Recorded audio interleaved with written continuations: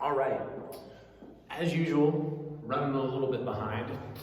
I really wanted to get this posted up yesterday because day before yesterday, I was able to come out here and chase through all of our 2019 lots, some of which are sitting behind me. And this is something that we talk about a lot, whether we're at, doing wine events around the country, whether you're out here at the winery, we're talking a little bit of shop. We talk about kind of the effort that goes in, during this, what is kind of our off season. From December, January, you got a fair amount of, rackings and a decent amount of kind of cleaning and tidying up and making sure that everything's on a good track after harvest. And then when you get into this February, March range, everything's kind of put to bed. Everything's in the barrels generally that you want it to be in.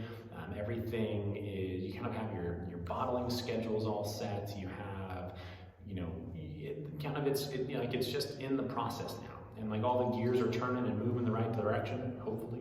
And you're just there for maintenance purposes. You're there, if you got a squeaky wheel, you're gonna throw a little stuff on that to make sure that it doesn't squeak anymore.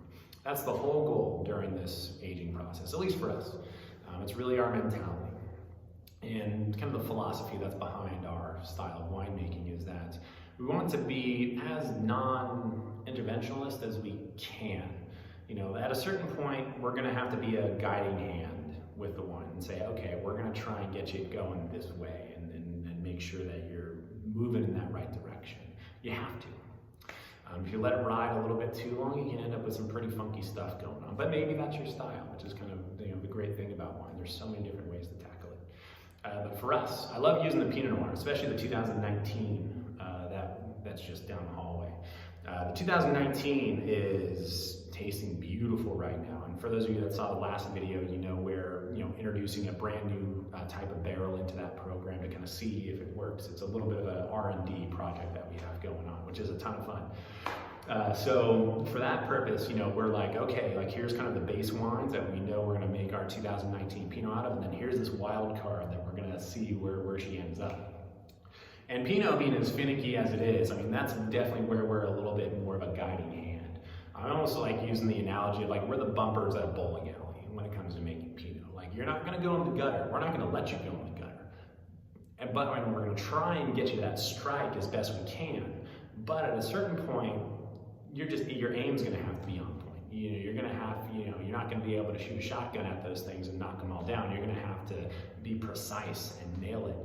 And those bumpers will, myself, and Brittany will work as those bumpers to make sure that it's not going too far one way or the other. It's going to stay more in that straight line and be a little bit more in that laser focus and make sure that we get it where we want to go, but in a relatively hands-off manner. Because if you cast that throw in the right way, you don't have to worry about the bumpers. It just goes down the lane. But if something does go awry, like if we're using that new barrel and it's something we've never used before and it's just not going a direction we want, we can use one of those bumpers ourselves and say, all right, this barrel's not working out. When you get this wine out of this barrel, move it into something else. And that's where we would draw that line, for example. Luckily, that new barrel's rock star. It's tasting really good, even just starting to integrate some of those oak characteristics. But for Pinot in particular, during this stage of the aging process, we're just making sure that you're going down the lane. We know what direction you're going, and when it comes, probably closer to this summer, before harvest, that's when we're like, okay, let's dial this in, let's get that English on that ball the right way so that we can hit that strike the next spring, really when it comes bottling time. We'll start doing those preliminary blends, we'll start making sure the oak program is really integrating, and we'll ensure that it is truly moving in the right direction that we want it to, down that lane the right way. For something like the Riesling that's in the stainless steel, you can kind of see off to the side, it's stainless steel being a neutral container. We'll use one oak barrel to kind of add a little bit of richness, but it's a little bit more just all right, we're gonna nail this one. This wine is something that we're gonna say, this is the style we're going for, we're gonna nail it. And it's a little, it can be a geeky variety just as much as Pinot can be, but it's a little bit more like, hey, we've got this dialed in. We're letting her rip.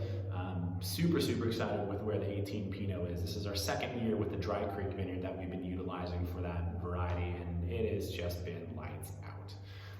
The similarities between the 18 and the 19 are so great. There's a really, I mean, they're just different pages in the same book. Basically, they're very like-minded in terms of their style, their flavor. Super, super happy with where the 2019 Riesling's ending up. We'll be bottling that just at the end of April as well. So we're just a little over a month and a half from putting that guy to bed, and she'll be ready to rock and roll for the summer months.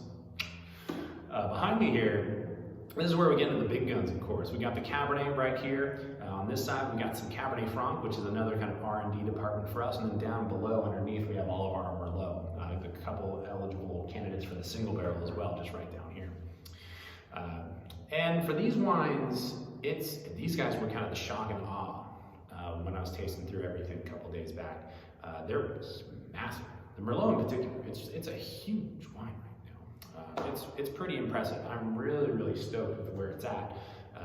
We've been using, this St. Helena Merlot now for some time, and I really think from this year in particular, it's probably the kind of biggest and boldest it's been out of the gate. Usually we'll use a little bit of new oak and things like that to add a little bit more structure, a little more intensity. And this year, it just kind of has that. It's got that natural, nice, big, structure and flavor that our Merlots, known for a little bit more.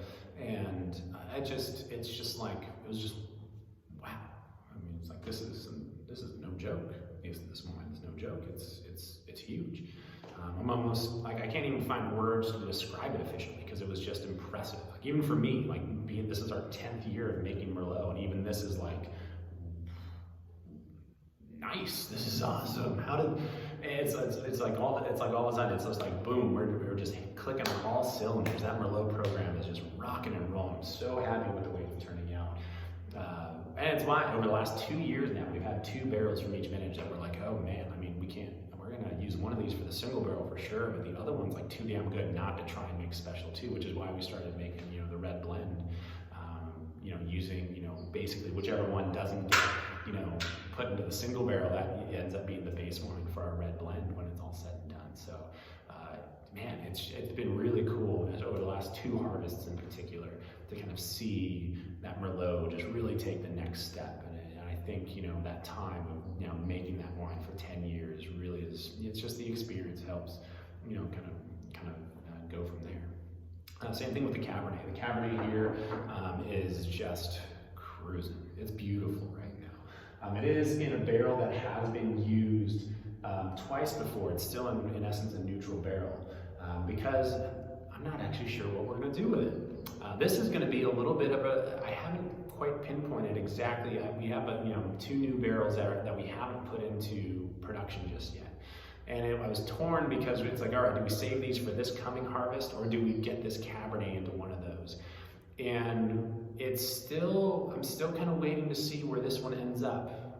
We're slow playing the Cabernet a little bit this year. I have a pretty good idea of what we're going to do with the barrel program.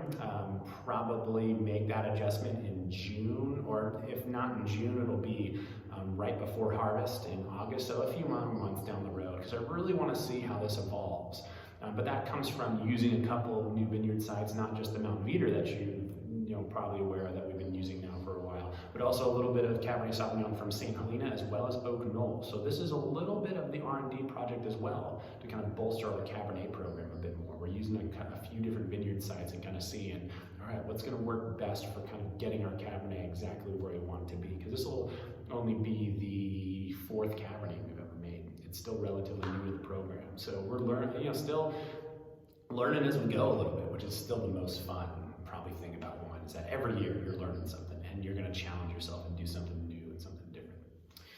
Speaking of which, we got the Cab Franc over here, which is just this one barrel, just that one. Cabernet Franc is something we've never worked with before, not for blending, not for anything.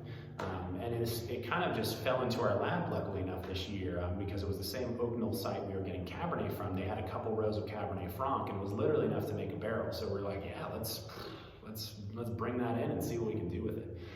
And similar to the barrel of Pinot that's in a brand new barrel, that's kind of that R&D project in that part of the program, with the barrel specifically. Now this is a new variety that we're working with, and that's kind of the R&D that we're trying to do in that realm. So I honestly, And again, this is one of those wines that I'm kind of at a loss for words for. Cabernet Franc is such a beautiful wine. I mean, it's a, you know, being a huge, you know, right bank Bordeaux fan of those Merlot, Cabernet Franc based wines, in general, whether they're from there or from Napa or otherwise, they always have a soft spot for me. They're some of my favorite, that's one of my favorite wine styles in the world. Now to have a good chunk of Merlot under our belt and to get Cabernet Franc into the lineup is just like, I'm a kid in a candy shop. I'm so pumped to see where this thing ends up. Literally, kind of very similar to that new barrel of Pinot that we're working on. Not quite sure where like that goal. We kind of have our goal of where we want it to be, and we're forging a path through the forest to try and get there, which is fun. It's a ton of fun. I'm a huge proponent that is, if you're making a wine for the first time, even if you're an experienced winemaker, if you're making a new variety for the first time, if you're using a new barrel, if you're using different techniques, it's almost like you're starting from square one. You know you're gonna make a pretty good wine because you're good at what you do, hopefully, but you're still kind of in some uncharted waters. You're kind of unsure exactly where it's gonna end up, and you have to try and find your way. And that's always a fun challenge. It's why we use new barrels over different barrels than we've ever used before every once in a while. It's why we bring in different varieties that we haven't worked in before. It kind of allows that immensely creative, artistic outlet to just, let's throw stuff at the wall and see what sticks. I mean, that's the whole goal with some of these new things that we're doing. So super, super excited for where our 2019s are shaping up. We're going to be out of town for a little bit over the next week, so if you see a bunch of updates of Brittany and us on vacation, we're totally trying to make you jealous, shamelessly. We're so excited to take a little bit of a load off for about 10 days, but we'll be around otherwise. As always, thank you so much for tuning in.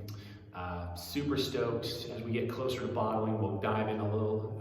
Our bottling run is going to be end of April, as I mentioned, so we'll dive a little bit more into the blending side of things in some of the videos to come. So thanks again, take it easy, and what day is it? It's Wednesday right now, officially? Yeah, Wednesday, March 4th. So enjoy the rest of the week, get to that weekend, drink some good wine, enjoy yourself.